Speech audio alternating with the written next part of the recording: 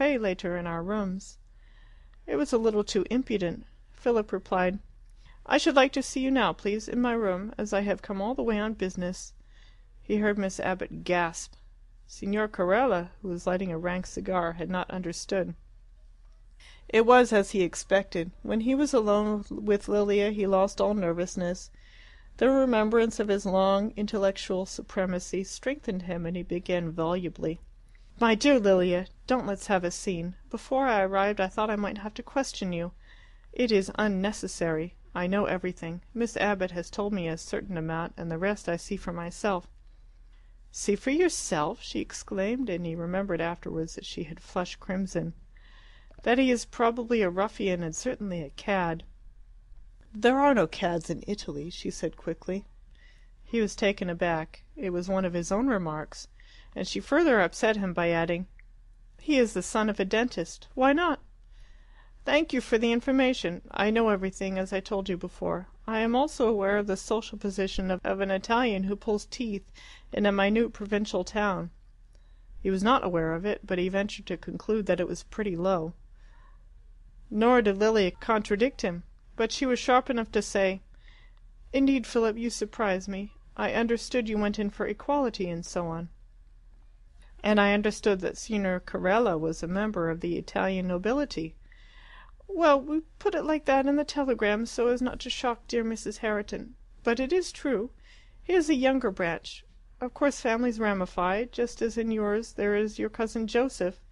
She adroitly picked out the only undesirable member of the Herriton clan. "Gino's father is courtesy itself, and rising rapidly in his profession. This very month he leaves Monteriano and sets up at Poggibonsi. And for my own poor part, I think what people are is what matters. But I don't suppose you'll agree. And I should like you to know that Gino's uncle is a priest, the same as a clergyman at home." Philip was aware of the social position of an Italian priest, and said so much about it that Lily interrupted him with, "Well, his cousin's a lawyer at Rome." "What kind of lawyer?" "Why, a lawyer just like you are, except that he has lots to do and can never get away." The remark hurt more than he cared to show. He changed his method, and in a gentle, conciliating tone delivered the following speech. "The whole thing is like a bad dream, so bad that it cannot go on. If there was one redeeming feature about the man, I might be uneasy. As it is, I can trust to time. For the moment, Lilia, he has taken you in, but you will find him out soon. It is not possible that you, a lady, accustomed to ladies and gentlemen, will tolerate a man whose position is, well, not equal to the son of the servants' dentist in Coronation Place. I'm not blaming you now, but I blame the glamour of Italy. I have felt it myself, you know. And I greatly blame Miss Abbott." "Caroline? Why blame her? What's all this to do with Caroline?" "Because we expected her to " He saw that the answer would involve him in difficulties, and waving his hand continued, "So I am confident, and you in your heart agree, that this engagement will not last. Think of your life at home. Think of Irma. And I'll also say think of us, for you know, Lilia, that we count you more than a relation. I should feel I was losing my own sister if you did this, and my mother would lose a daughter." She seemed touched at last, for she turned away her face and said, "I can't break it off now." "Poor Lilia," said he, genuinely moved. "I know it may be painful, but I have come to rescue you, and, bookworm though I may be, I am not frightened to stand up to a bully. He's merely an insolent boy. He thinks he can keep you to your word by threats. He will be different when he sees he has a man to deal with." But what follows should be prefaced with some simile. The simile of a powder mine, a thunderbolt, an earthquake, for it blew Philip up in the air and flattened him on the ground and swallowed him up in the depths. Lilia turned on her gallant defender and said, "For once in my life I'll thank you to leave me alone. I'll thank your mother too. For 12 years you've trained me and tortured me, and I'll stand it no more. Do you think I'm a fool? Do you think I never felt? Ah! When I came to your house a poor young bride, how you all looked me over, never a kind word, and discussed me, and thought I might just do. And your mother corrected me, and your sister snubbed me, and you said funny things about me to show how clever you were.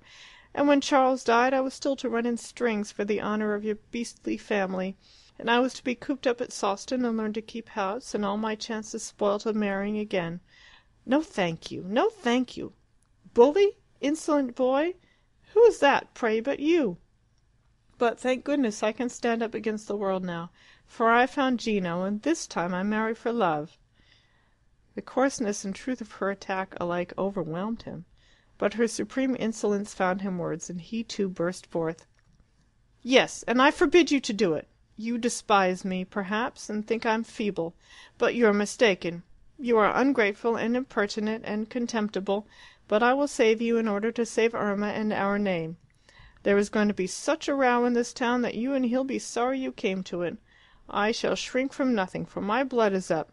It is unwise of you to laugh. I forbid you to marry Carella, and I shall tell him so now." "Do!" she cried. "Tell him so now. Have it out with him. Gino! Gino! Come in! Avanti!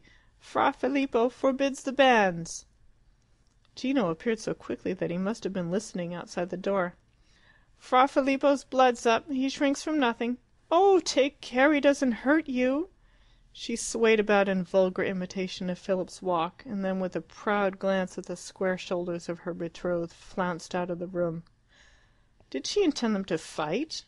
Philip had no intention of doing so, and no more, it seemed, had Gino, who stood nervously in the middle of the room with twitching lips and eyes. "Please sit down, Signor Carella," said Philip in Italian. "Mrs. Herriton is rather agitated, but there is no reason we should not be calm. Might I offer you a cigarette? Please sit down." He refused the cigarette and the chair, and remained standing in the full glare of the lamp. Philip, not averse to such assistance, got his own face into shadow. For a long time he was silent. It might impress Gino, and it also gave him time to collect himself. He would not this time fall into the error of blustering, which he had caught so unaccountably from Lilia. He would make his power felt by restraint. Why, when he looked up to begin, was Gino convulsed with silent laughter? It vanished immediately, but he became nervous, and was even more pompous than he intended. "Signor Carella, I will be frank with you. I have come to prevent you marrying Mrs. Herriton, because I see you will both be unhappy together.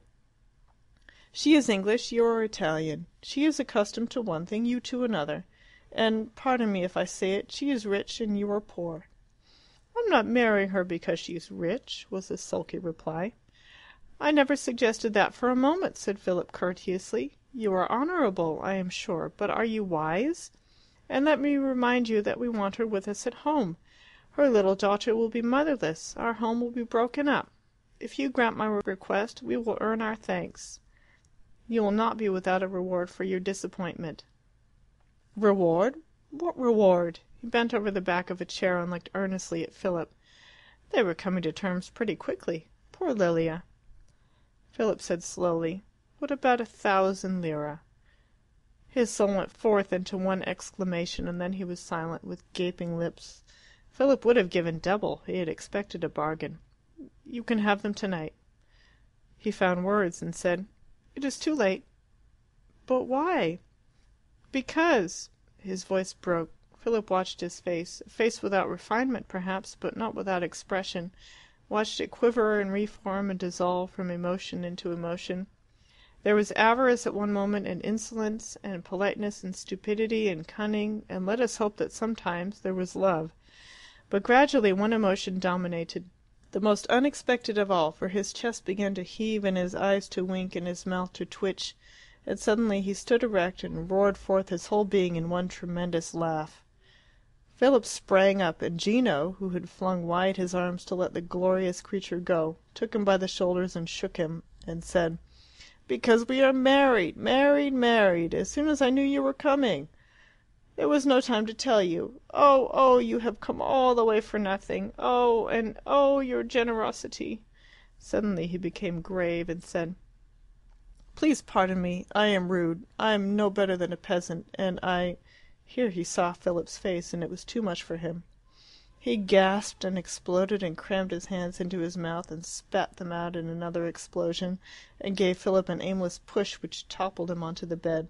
He uttered a horrified "Oh!" and then gave up and bolted away down the passage, shrieking like a child to tell the joke to his wife. For a time Philip lay on the bed, pretending to himself that he was hurt grievously. He could scarcely see for temper, and in the passage he ran against Miss Abbott, who promptly burst into tears.